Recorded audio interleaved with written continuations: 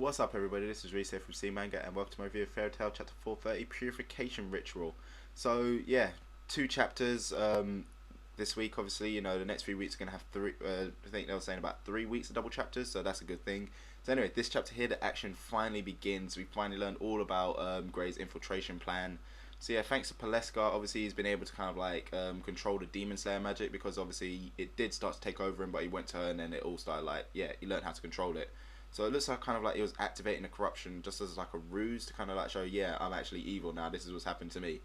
And it kind of makes sense, you know what I mean? Like, look how many freaking Grey Suke or like Grey Uchi Fullbuster, all them comments that have been floating around the internet for the past 3 weeks, you know, everyone was basically fooled, you know, thinking, oh man, he's turned to the dark side, it's like, oh, this is so obvious. But yeah, he has actually fooled everyone, like, you know, crowd included. Wrong words. But yeah, anyway, obviously we're all there thinking that Nuts is going to knock some sense into him, because obviously that's definitely what I was thinking, but no, looks like Grey was just fooling us all along. Well done, Grey. My hat's off to you.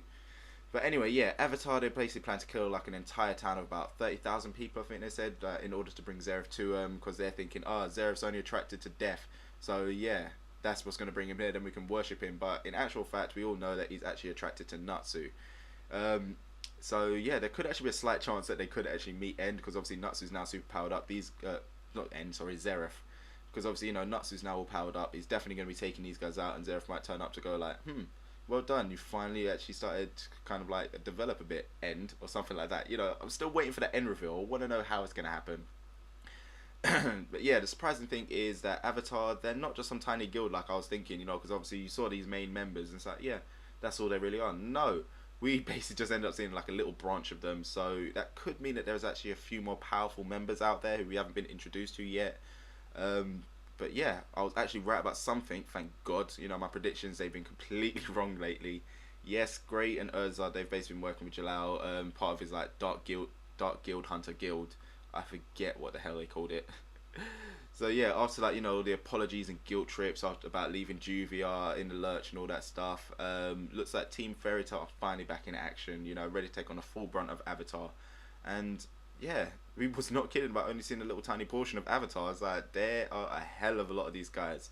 Granted though, many of them do look just like cannon fodder members, you know, just their little foot soldiers, like, yeah. So I guess it'll just kind of like show off, you know, Natsu and them lot when they take on them huge groups. Just kind of shows like, yeah, we can take on these big groups. Look how much we've grown. It's like, it should be impressive, but at this point, it's kind of to be expected a little. It's like, yeah, we know they're strong, so let's see someone who's kind of like on par with a previous villain who they struggled against. That will show us how much they have progressed. Like, you know, what was it, in the last little mini arc where they got Wendy back, you know, to see him take on the Gravity dude who, what's his name? God, I am just blanking on names. But anyway, yeah, you know, the Gravity dude, the way how Natsu just took him out in one shot, and it's like, yeah, we want to see more stuff like that, but kind of less comical and more serious. That will show like exactly how powerful these guys are now. But yeah, obviously, you know, rest of this chapter is pretty simple, you know, wham bam, you know, you ain't getting past us, it's like, we're going to protect this town. That's just how the rest of it went, really, you know. And then you obviously have Urza coming from the back, which did look pretty cool, you know, the way she's coming in on the horse, just like, yeah, I'm on my trusty steed, busting holes in you guys. So I guess depending on the matchups that are going to be coming up, there could be some really good matchups. I'm hoping that there actually are going to be a few more surprise antagonists. Some are going to be like much stronger than what we've seen. So yeah, I would really want to see some decent battles, and I'm kind of still wondering whether Gajil and his little army will turn up as well. And yeah, I still think that Rogue is definitely going to turn up. It's like, he has to at this point. It's like, why introduce him if he's not going to show up? Simple things like that.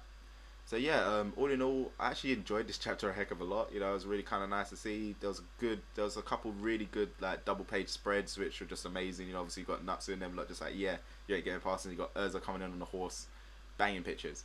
So yeah, that's about it from me, guys. You know what to do at the end of these videos usually. Let me know what you thought about this chapter in the comment section below, and as usual, don't forget to check out other things on the channel. So I'll see you next time.